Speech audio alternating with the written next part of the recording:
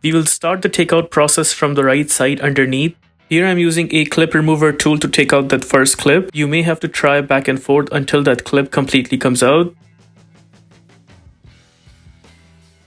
There we ended up taking out the first clip. Now we will move ahead towards the middle. From the middle, notice there is that one clip that's supposed to be taken out. In my case, you would see the tab of the bumper is broken, but in your case, it might not be broken and we still have to take this clip out.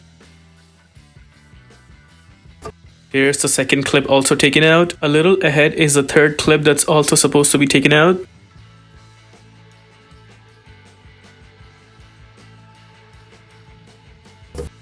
Third clip also out. Now we will jump on the fourth and final clip from the other side of the bumper. With that clip out, we are done from the underneath side. Now we will jump onto the corners. From the corner right there is the first screw that we will be taking out. We'll be using a mini ratchet along with a Phillips bit because there's not enough space right there to punch in a screwdriver.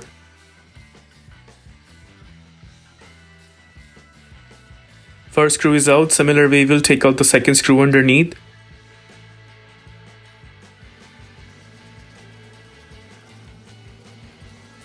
With both screws taken out, now we will slightly pull the bumper from the edge. With that, we are done from this side. Now the other side has a damage, so I would not be able to show you the takeout process, but it's the same steps as what we did on the other side. What you're supposed to do is actually take out two screws, one right here and one right there, and after that just pull the bumper from the edge. Assuming both sides are taken out, now we will open the trunk and jump onto the top part. Here I'm using an impact gun with a Torx 30 bit to take out that screw right there. You can also use a ratchet with a Torx 30 bit as well. One screw out, also take out the second screw underneath. Here are both the screws taken out. The one with the circled plastic comes from the bottom. Just remember that while installing it back. Similar way we'll take out the other two screws from the other side.